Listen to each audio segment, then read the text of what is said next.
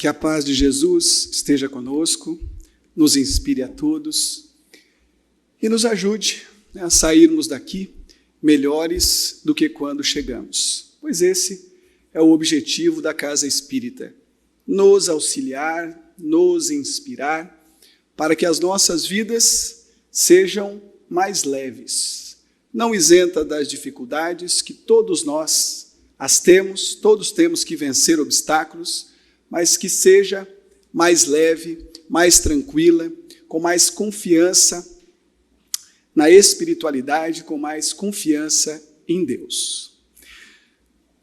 Muito interessante a oração do Vitor, nos lembrando a respeito das luzes que a doutrina espírita nos traz a respeito de várias questões. A doutrina espírita, aonde a ciência para, ela continua. Aonde muitas religiões param, ela continua.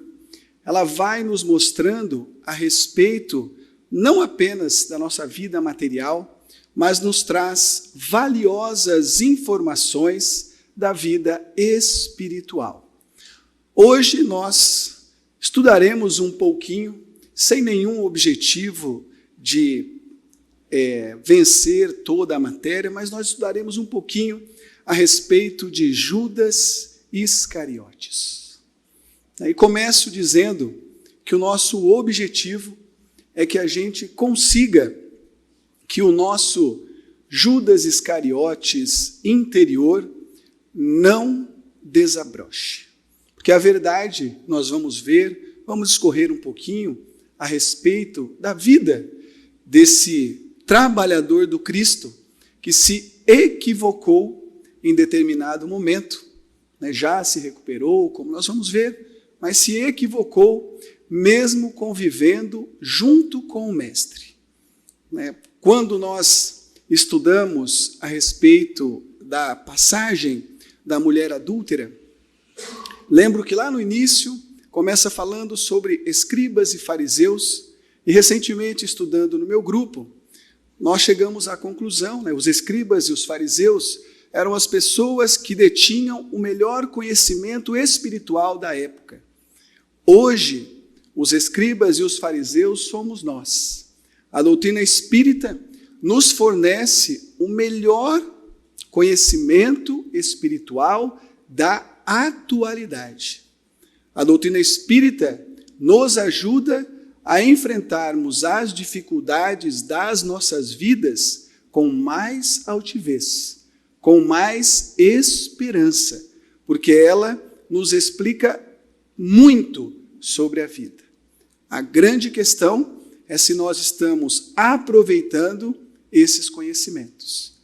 Porque às vezes nós falamos muito, conhecemos muito, mas as nossas vidas não refletem o conhecimento, não refletem as verdades que nós, inclusive, falamos. Que foi mais ou menos o que aconteceu com esse nosso personagem histórico, personagem real, sobre o qual muitas obras, algumas obras, nós vamos destacar aqui. 2 obras de Amélia Rodrigues e 2 obras de Humberto de Campos, tratando das situações que envolveram o fato, o Calvário, a traição de Judas, o que aconteceu antes e um pouquinho do que aconteceu depois. É muito importante que nós nos lembremos, em qualquer situação, na análise de qualquer coisa, de que não existe um fato isolado, uma circunstância, alguma coisa que resolva todos os problemas. As dificuldades que nós temos, assim como as soluções que nós criamos, todas passam por processos. Não vai existir uma coisa na nossa vida que vai resolver tudo. Nós podemos até, em determinada circunstância, resolver mudar a atitude, mas nós teremos que trabalhar longamente para que as coisas aconteçam. Da mesma forma, as dificuldades que nos assolam, elas não acontecem da noite para o dia. elas vão ganhando campo nas nossas vidas, elas vão nos envolvendo e vão tomando proporções até que um dia elas nos engolem. Esta casa tem um trabalho muito bacana que acontece às quartas-feiras, lá no Recanto, que é o DESAM, Departamento de Socorro aos Alcoólicos de Maringá, que trata da problemática do álcool e das drogas em geral.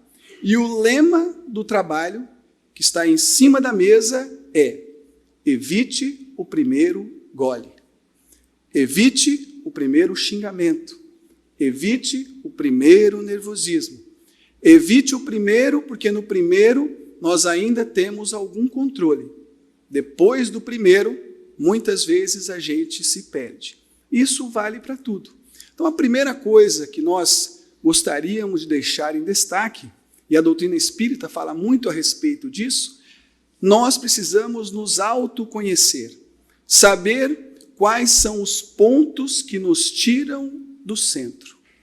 As coisas que vão se avolumando na nossa vida, muitas vezes começam por algo pequeno. Amizades são desfeitas por questões que começaram pequenas. Um dia, uma palavra mal colocada e cada um vai para um canto. Uma situação simples pode se tornar algo muito complexo. Por isso, nós precisamos conhecer a nós próprios sempre.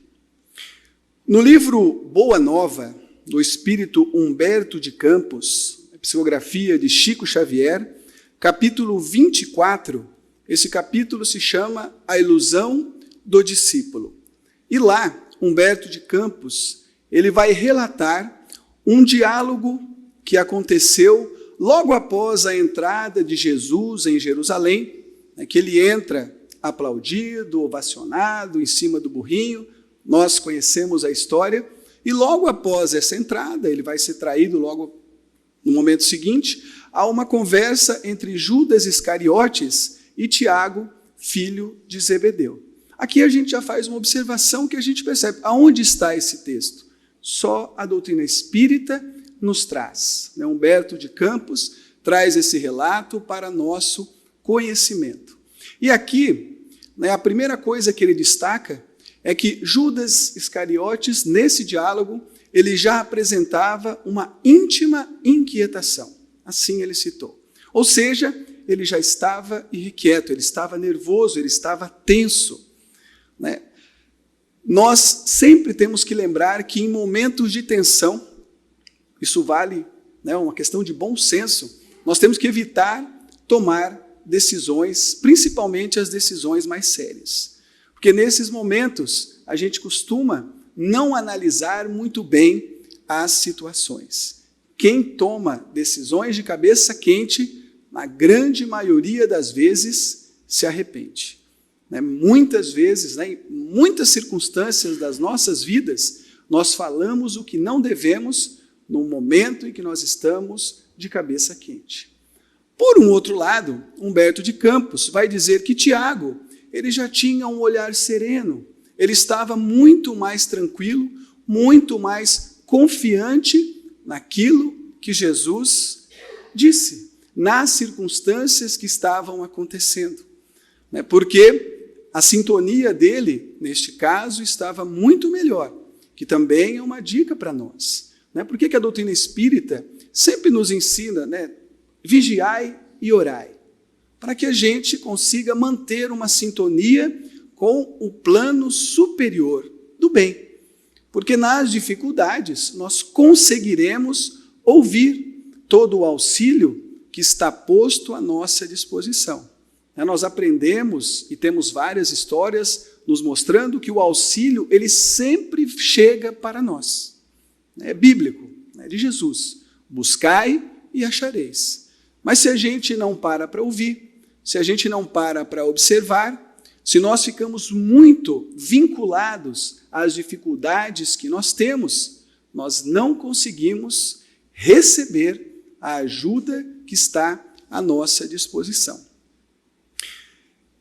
E Humberto de Campos vai relatar, né, um diálogo entre os dois. Não vou ler aqui para não ficar muito cansativo, mas vou pontuar algumas frases ditas pelos dois para que nós consigamos visualizar o que um estava pensando e o que o outro estava pensando. Judas Iscariotes falava frases como essas: não achas que o mestre é demasiado simples e bom para quebrar o jugo tirânico que pesa sobre Israel? Tenho a impressão de que o Messias não considera as oportunidades. As reivindicações do nosso povo exigem um condutor enérgico e altivo. Jamais o vi interessado em conquistar a atenção dos homens mais altamente colocados da vida. Precisamos impor a figura do Messias às autoridades da corte provincial e do templo. E no final ele diz: farei o possível para estabelecer acordos com os altos funcionários e homens de importâncias. Judas acreditava que, assim como o povo judeu da época, muitos esperavam um Messias guerreiro, um Messias dominador, um Messias que fosse vencer à força. Mas Jesus nunca deixou transparecer isso. Muito pelo contrário.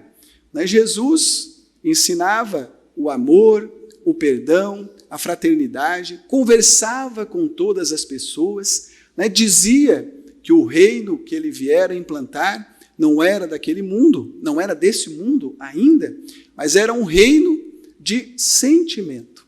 Era um reino que estava muito mais preocupado com aquilo que está dentro do que com aquilo que está fora. Nós vivemos no mundo, estamos no mundo, temos responsabilidades sociais, familiares. Todos nós somos responsáveis por um nicho, grande ou pequeno. A doutrina espírita, ela não desdenha nada. Ela nos ensina que tudo é importante. As coisas materiais são importantes. Se ninguém pagar a energia elétrica desta casa, nós estaríamos no escuro, sem microfone. Se ninguém pagar a água, nós teríamos água cortada. Não tem jeito. Nós precisamos dar as respostas materiais para as nossas questões materiais. Isso é óbvio. Jesus não viveu diferente dos homens da época dele. Jesus trabalhava. Jesus pagava as suas contas, Jesus fazia as suas coisas. Ele foi carpinteiro, ele foi pescador, ele participava das festas, ele acompanhava o seu pai, ele cuidou da sua mãe. Jesus nos mostrou que o homem, e a mulher, é claro, o homem aqui enquanto espécie, ele precisa fazer aquilo que o seu tempo exige dele. Se nós vivermos em contemplação, nós teremos uma vida muito curta. Nós precisamos de alimento, nós precisamos de roupas, nós precisamos desenvolver a sociedade que nós vivemos. Isto é fato. Mas nós também temos que ter olhos para as questões do espírito. Nós vamos ver nas frases de Judas, que nós acabamos de ler, que ele não colocou o espírito em nenhuma delas. A preocupação era toda material. A preocupação era vencer os romanos, era dizimar o exército, era usar a força bruta para uma vitória que todos nós sabemos que é pífia. Nós vivemos ainda no mundo com muitas guerras, e as guerras elas produzem muitos malefícios. Além de desencarnações em massa, muita dificuldade para aqueles que vão e para aqueles que ficam. Muito prejuízo material, psicológico para muitas pessoas. A dissensão, a guerra, o fato de ser algo muito pesado, não ajuda a ninguém. Nós somos do amor, nós somos de Deus. Nós não nascemos para o mal. Quando a gente faz o mal, mesmo nós aqui hoje, imperfeitos, cheios de problemas.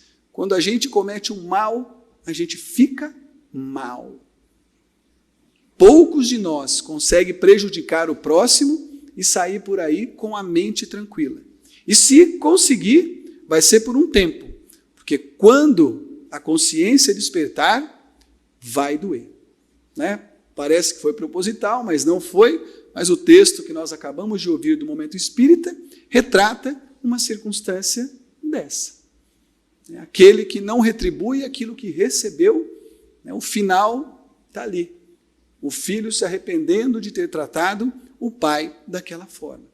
Por outro lado, nós vamos ver que nesse diálogo, Tiago, ele mencionou Jesus em várias oportunidades. Ele respondia aos questionamentos de Judas, colocando os ensinamentos de Jesus à mesa, lembrando a ele tudo aquilo que ele tinha ouvido no decorrer de anos, porque ele acompanhou o mestre. Ele não era apenas um ouvinte, ele era um trabalhador, um discípulo, um apóstolo do mestre. As frases dele seriam, que a gente destacou aqui algumas: poderias admitir no mestre as disposições destruidoras de um guerreiro do mundo? E quem haverá mais poderoso do que Deus? Isso ele responde, eu achei tão grandioso, que é algo que a gente se esquece. Quando Judas está dizendo para ele que o Império Romano é muito forte, e ele responde: existe alguém mais poderoso do que Deus? Existe alguém nas nossas vidas mais poderoso do que Deus? Confiemos muito mais em Deus do que nós. Quanto mais a gente estuda, quanto mais a gente aprende, quanto mais nós aprendemos a ler a vida, nós conseguimos compreender cada vez mais e melhor como Deus gere as vidas de todos nós. Ele nos oferece grandiosas e valiosas oportunidades. Ele está sempre abrindo portas, sempre nos oferecendo melhores condições de seguir em frente. É claro que muitas vezes o remédio que Deus nos oferece é um remédio que é amargo. Mas por quê? Porque às vezes a gente precisa do remédio amargo. Mas podem ter certeza que Deus oferece o menos amargo possível. Ele nos oferece o melhor possível dentro da conjuntura que cada um de nós provocou para si. A lei de causa e efeito está aí para nos demonstrar isso. Mas Deus é muito mais legal, porque Deus é misericórdia. E Ele oferece para cada um de nós até um pouquinho a mais do que a gente merece. Nos diz ainda Tiago: Jesus já nos esclareceu que seu reino não é deste mundo. O mestre nos asseverou que o maior da comunidade será sempre aquele que se fizer o menor de todos. As ideias do mestre são do céu e seria sacrilégio misturarmos a sua pureza com as organizações viciadas do mundo. E termina ele dizendo: ele sabe o melhor caminho e a melhor oportunidade para a conversão dos homens. E assim, eles terminam a conversa, vai cada um para o seu lado, e nós vamos ver, desse relatinho fácil, está lá no livro Boa Nova, capítulo 24, uma leitura interessantíssima. Esse livro Boa Nova é um livro de cabeceira que vale a pena a gente estudar.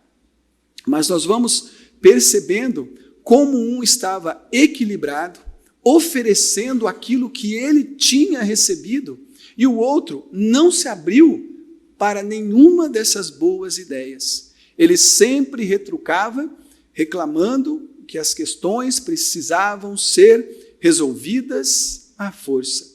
E aí nos conta, vai seguindo Humberto de Campos, que Judas passou a noite com angustiosas inquietações, se perguntando o que deveria fazer ou não, e ele teve a ideia de que ele venderia Jesus e ele lideraria o povo. Ele trocaria Jesus por uma liderança e que após ele conseguir essa liderança, ele libertaria Jesus e organizaria, deixaria que Jesus ensinasse aquilo que Jesus pregava. Mas primeiro, as coisas teriam que ser resolvidas à força. E aí, essa segunda parte todos nós já conhecemos. Ele procura os fariseus, vende Jesus por 30 moedas de prata. Jesus é preso, Jesus não faz nada, não se rebela, não protesta, não reclama, é vilipendiado, é crucificado, é morto. No meio desse processo, nós também sabemos, aí vem o nome da palestra, arrependimento tardio, quando ele vê que não vai acontecer nada daquilo que ele planejara, quando ele vê que ele foi enganado por aquelas pessoas que prometeram para ele mundos e fundos, de poder, de várias condições, deixaram ele à míngua, humilhado. Aí nós sabemos também, ele entra em desespero, ele se enche de remorso e termina pelo suicídio, tirando a própria vida. Todos nós não desejamos, não queremos, e não era a intenção dele desde o começo. Precisamos tomar muito cuidado com as nossas escolhas, com aquilo que a gente faz, principalmente nos dias de hoje. Hoje, nós não vendemos Jesus por 30 moedas de prata, mas nós ainda comercializamos com Jesus, nós ainda vendemos Jesus. Um capítulo do Evangelho que fala sobre a mediunidade gratuita, nos lembrando que os dons divinos, eles têm que ser oferecidos gratuitamente, porque nós os recebemos de Deus. Nós podemos até ter a nossa atividade remunerada, mas aquilo que é de Deus, que Ele nos oferece, tem que ser oferecido de forma gratuita. Às vezes nós trocamos Deus por poder, por cargos, por várias circunstâncias. Às vezes nós olhamos histórias como essa e nós não nos enxergamos. Por quê? Porque a gente se fixa nos pontos principais, naquela circunstância, e é claro que ela não vai se repetir, porque ela aconteceu há 2000 anos atrás, em uma sociedade completamente diferente da nossa. Mas nós precisamos trazer para os nossos dias atuais e verificar se nas nossas condutas não existem circunstâncias parecidas com essa. Será que a gente muitas vezes não arma ciladas, ou não arma pegadinhas, ou não trabalha determinadas circunstâncias com segundas intenções, e às vezes até o nosso objetivo, num primeiro momento, é conseguir alguma coisa boa. Às vezes a gente quer que uma coisa aconteça e a gente vai dando um jeitinho aqui, um jeitinho ali, e de repente as coisas se resolvem, até que acontece, como o nosso personagem aqui, que tudo sai do controle. Nós temos uma característica brasileira muito complicada, que é o nosso tal do jeitinho brasileiro. E muitas vezes o jeitinho brasileiro é ilegal, muitas vezes é imoral, muitas vezes ele prejudica as pessoas. Então nós precisamos nos autoavaliar. O compromisso evangélico de cada um de nós é conosco próprios. Cada um de nós é responsável por si próprio. Nenhum de nós vai conseguir mudar o outro, vai conseguir mudar a pessoa que está ao seu lado ou que dorme na sua cama. Nós podemos dar bons exemplos. Agora, a única ingerência que nós temos é sobre nós próprios. O personagem que nós estamos estudando hoje é um belo exemplo. Ele vivia lado a lado com Jesus. Lado a lado. Além de ouvir as palavras, ele sentia a vibração, a energia, ele acompanhava o mestre, ele viu tudo aquilo que o mestre fazia, e mesmo assim, ele se enganou a ponto de fazer aquilo que essas atrocidades que nós, infelizmente, ainda, ou felizmente, mas nos lembramos todos os anos. Aí eu estava lendo nesse livro aqui, Crônicas de Além Túmulo, há um capítulo em que Humberto de Campos, ele entrevista Judas. Foi no início, nos anos 30 do século passado, 1930, 1935, nos conta Humberto de Campos que ele fez uma visita espiritual, já no plano espiritual, a Jerusalém. E lá ele encontra uma pessoa que está sentado numa pedra, meditando um pouco cabisbaixo, e a pessoa que o acompanhava diz que aquele ali era Judas Iscariotes.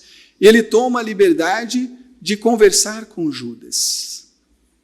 E é muito interessante, né, o Humberto de Campos vai nos falar que é hábito de Judas Iscariotes voltar para a terra na época em que nós comemoramos a paixão de Cristo, né? Porque ele possivelmente sente as vibrações, né? Nós malhamos o Judas ainda hoje, né? Eu comecei a refletir em mim mesmo, quantas piadinhas eu já fiz a respeito de Judas, né? A gente faz piadas com um amigo, com a traição, mas ele vai nos dizer que após, né, o suicídio, Jesus o visitou, né?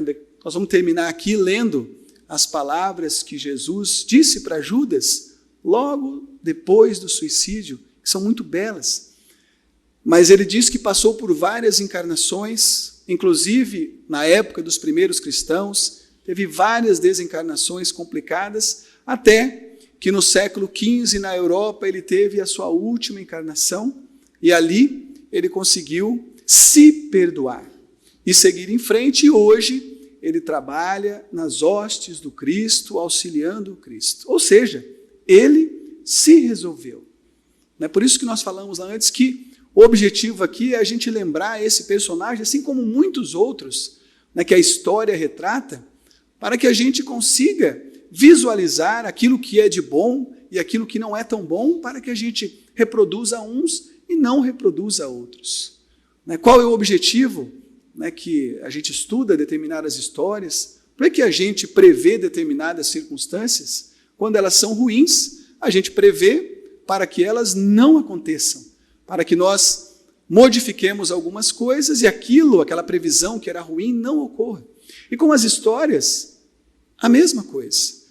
Estudando esses personagens que são reais, com o contributo que a doutrina espírita nos traz, nós precisamos nos lembrar, né, de que se nós enveredarmos os mesmos caminhos, nós vamos acabar tendo colheitas semelhantes.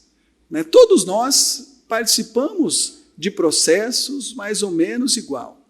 Por que o planeta Terra tem tanta dificuldade ainda hoje? Porque o nosso passado, ele não é um passado de muitas flores. Tem algumas flores, mas tem bastante espinhos. Concorda? Todos nós estamos aqui, nós erramos e acertamos. Um dia nós estamos bonzinhos, no outro dia nós estamos malzinhos. Por isso vem aqui uma outra observação muito importante. Nós que conhecemos a realidade do mundo espiritual, que conhecemos efetivamente que Jesus estava certo quando disse que nenhuma ovelha que o Pai confiou a ele se perderá, nós não podemos cair na inocência de dividir o mundo entre bonzinhos e mauzinhos. Nós não podemos achar que existem pessoas que só acertam e pessoas que só erram. Nós precisamos aprender com todo mundo, aprender com a diversidade, olhar para as pessoas que pensam diferente de nós e analisar aquilo que elas nos ensinam. Nós vamos ver que Jesus, vocês conhecem alguma passagem de Jesus que ele mandou alguém ficar quieto, virou as costas e não conversou com a pessoa? Não existe. Não existe. Ele conversou com pessoas poderosas e com pessoas humildes. Isso não significa concordar. Mas hoje nós vivemos uma época, já falei isso aqui outras vezes, se alguém me ouviu outras vezes, me desculpe, mas é algo que nós precisamos repisar. Kardec nos lembrava muito isso, ele falava, olha, estudem inclusive aqueles que são contrários àquilo que nós estamos ensinando, porque pode ser que a pessoa esteja certa. Às vezes a pessoa que está na nossa frente tem uma ideia melhor do que a minha. Nós vemos que se Judas tivesse ouvido o amigo dele, Tiago, ele não teria embarcado nessa furada que ele embarcou. E às vezes tem alguém do nosso lado que está fazendo o papel do Tiago, que está dizendo, olha, será que não vale a pena você olhar por outro ângulo? Será que você não parou para pensar que você pode estar errado? Você pode estar errada, que talvez o seu ângulo de observação ele não seja o melhor. A doutrina espírita trabalha muito isso. No capítulo 2 do Evangelho segundo o Espiritismo, e aí a gente vai entrar aqui para a segunda parte do nosso estudo, que é esse capítulo 2, meu reino não é deste mundo. E nós vamos ver Kardec trabalhar os ensinamentos de Jesus, nos mostrando duas coisas muito importantes, além de outras que estão no texto, que a doutrina espírita trabalha com uma grandeza muito bacana, que é o ponto de vista e a vida futura. Qual é a grande diferença que nós vamos ver aqui entre Judas e Tiago? Judas estava vinculado àquela vida, àquele momento histórico, àqueles fatos. Jesus estava falando para ele, olha, o meu reino agora não é aqui, não tem jeito. Nós não vamos resolver esse problema, porque ele depende, como nós falamos antes, é um processo de desenvolvimento que ainda está acontecendo hoje. 2000 anos depois, nós estamos aqui reencarnados, lutando outras lutas, mas ainda lutando algumas daquelas que a gente lutava há 2000 anos atrás. Às vezes ainda estamos patinando nas mesmas questões. E nós vamos ver, Jesus, quando vai falar sobre a vida futura, ele nos fala, ele diz isso na conversa que ele tem com Pôncio Pilatos, um pouco antes dele passar pelos açoites e ser crucificado, que ele diz, Pilatos pergunta se ele é rei, ele fala, não, meu reino não é deste mundo. E aí, ele está nos apresentando o reino espiritual, que é aquele para onde ele foi, para onde ele está, e que é aquele de onde todos nós viemos e para onde todos nós voltaremos. Os nossos corpos, por mais que nós gostemos deles, eles perecerão, mais dia menos dia, de todos nós. Nenhum de nós vai ficar para a semente. É o Espírito quem vai continuar, em várias outras encarnações, no seu processo infinito de desenvolvimento. É o Espírito quem continua. Mas nós, muitas vezes, passamos como Judas, o Judas desta passagem, vinculados, firmados com os dois pés somente na matéria, preocupados apenas com as questões da matéria, que, volto a dizer, ninguém está dizendo aqui que não tem importância, mas não é a mais importante definitivamente. Basta ver que quando a gente tem uma doença um pouco mais complicada, a gente reformula a vida. Quando uma pessoa passa por uma experiência de quase morte, seja ela como for, ela muda completamente a vida. A gente vê depoimentos diários de pessoas, principalmente nessas duas circunstâncias que nós falamos, ou em leitos de morte, dizendo, nossa, se eu pudesse voltar, eu ia usar os cristais que eu guardei tantas vezes, eu ia abraçar mais as pessoas. Eu ia dizer para quem eu amo que eu amo elas. Eu não ia me importar tanto com questões pequenas, que nós às vezes gastamos energias muito grandes. Lutamos para, muitas vezes, juntar um patrimônio que a gente nunca vai gastar. E às vezes a gente faz isso de forma legítima, e às vezes faz isso de forma ilegítima, ilegal, pisando na cabeça dos outros.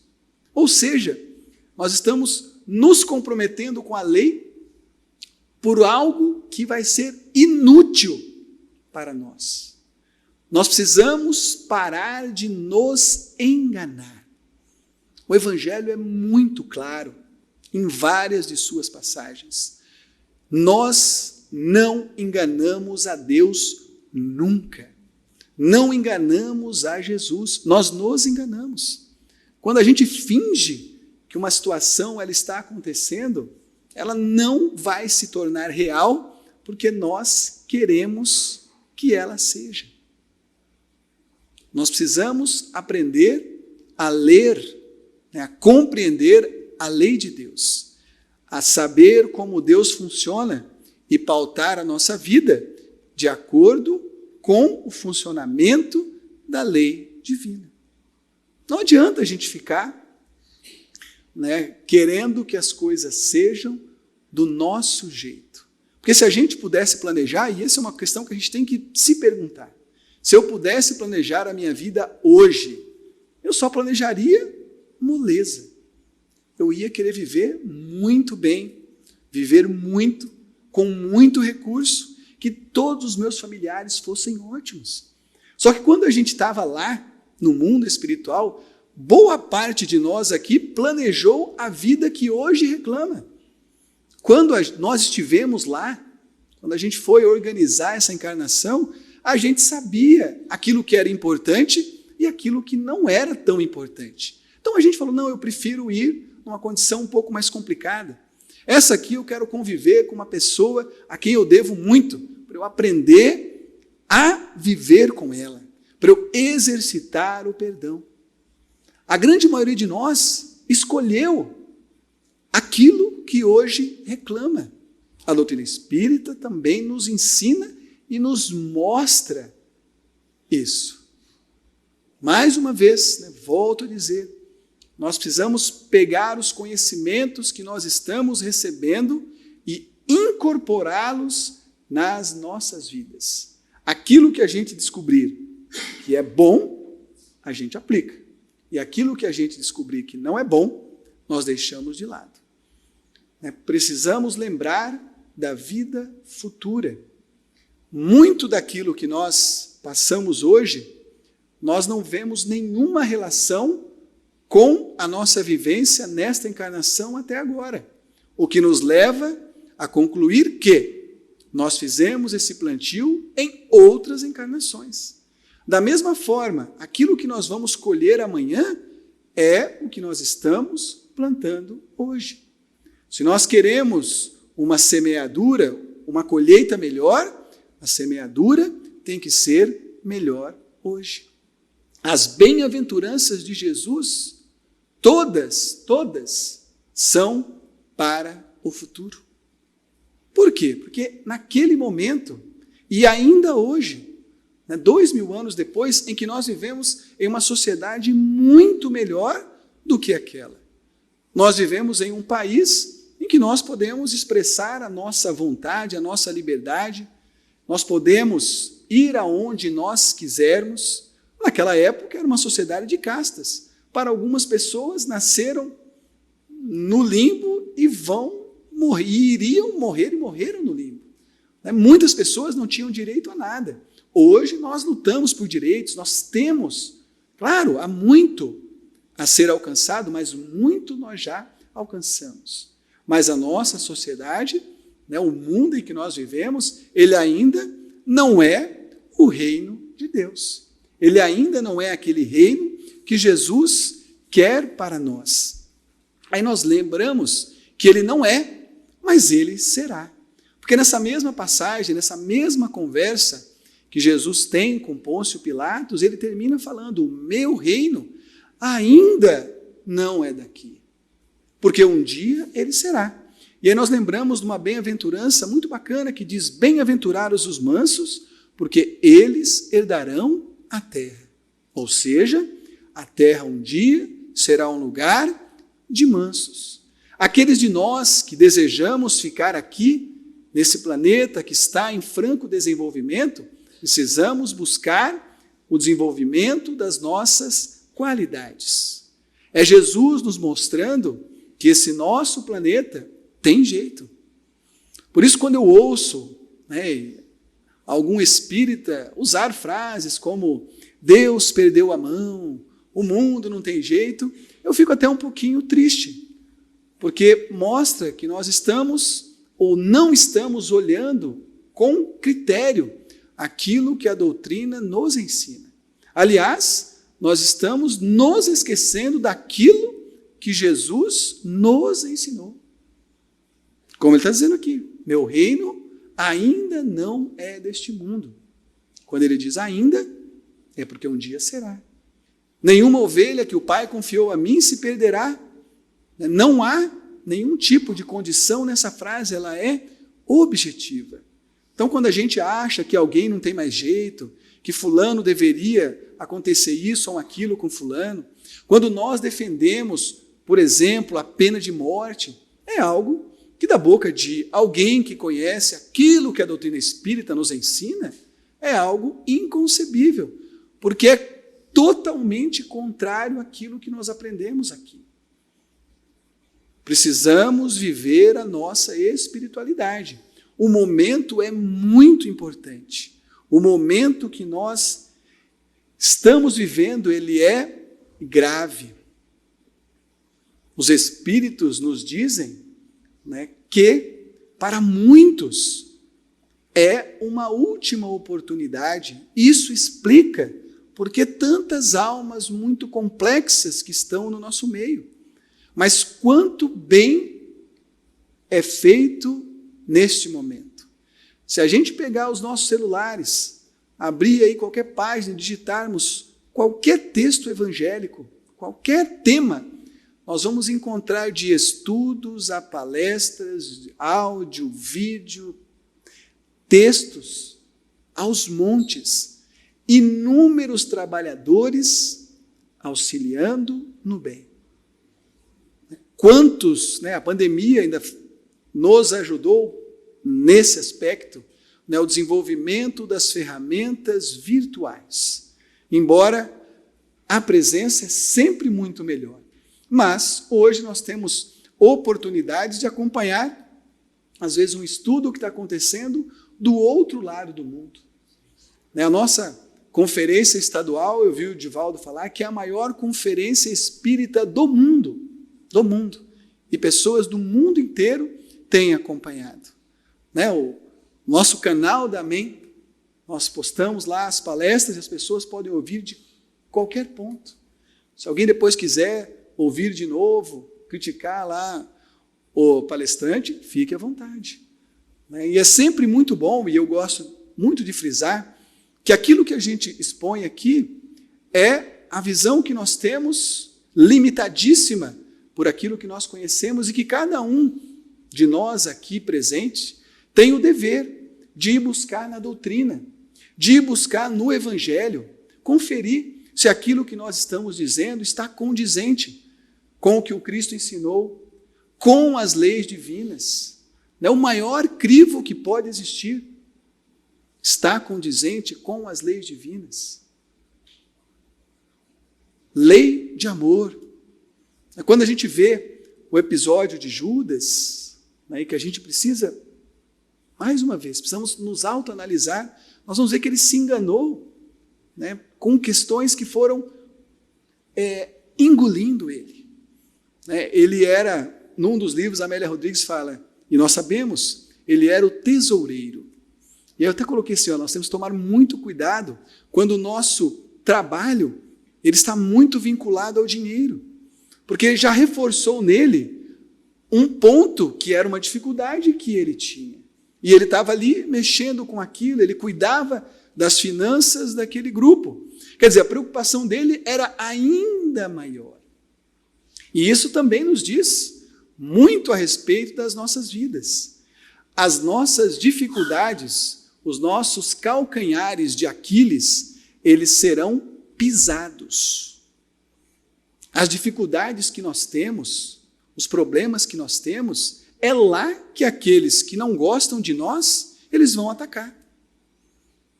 A pandemia também nos fez esse favor de nos mostrar. Ela nos mostrou, olha, o ponto fraco do seu corpo foi aonde a pandemia atacou. Não foi? Ela nos mostrou a questão da imunidade. Um atacou na cabeça, o outro atacou no pé, o outro atacou no estômago, o outro atacou no fígado, e os efeitos foi um para cada pessoa. Apesar de não ter relação uma coisa com a outra, mas espiritualmente é a mesma coisa. Aqueles que querem a nossa queda, né, a literatura espírita também mostra, os romances mostram muito isso. Eles atacam nos pontos que nós somos frágeis. Aquela pessoa é nervosa, basta alguém ali chutar a canela dele. Aquele fulano não gosta de ser contrariado. Vamos colocar uma pessoa ali que adora o embate. Aquele ali estoura com facilidade. Sempre tem alguém para nos provocar. Isso, se nós começarmos a analisar e a observar, nós já vamos estar preparados. Né? Aqueles de nós, inclusive, que se dispõem a trabalhar no bem, né? Nós não estamos livres desse processo. Ele acontece para todo mundo. Mas, para não dizer que eu não falei das flores, né? Nosso tempo já está terminando, nós temos que lembrar que, independentemente de tudo que a gente fizer, nós sempre seremos socorridos. E vai nos dizer, né, Amélia Rodrigues, nesse livrinho aqui, Trigo de Deus, né, no capítulo 12, que é o tema da nossa palestra, arrependimento tardio, ela vai dizer que Jesus, antes de aparecer às mulheres, né, na manhã do domingo, ele foi visitar Judas lá no local onde ele estava. Ela fala, Jesus descer às regiões penosas do mundo inferior, ao qual se arrojara Judas invigilante. E daí ela vai nos dizer que Jesus chegou até ele estava aturdido, sem poder ver a Jesus, mas Jesus lhe disse, Judas, sou eu. Confia e espera. Ainda há tempo. Nenhuma das minhas ovelhas se perderá. Perdoa-te, o ultraje, a fim de que te possas libertar da culpa e recuperar-te. Acende a candeia da esperança e a sombra cederá. Recorda o amor, de modo que a paz se te aninhe no coração. Nunca te deixarei, nem te condenarei. Hoje começa a época nova e amanhã é o dia da vitória. Repousa um pouco, pois os milênios te aguardam e eu também estarei esperando por ti. Jesus espera por todos nós e todos nós temos muito a oferecer. Muito obrigado pela paciência de vocês, que Deus nos abençoe e até uma próxima vez, se Deus permitir.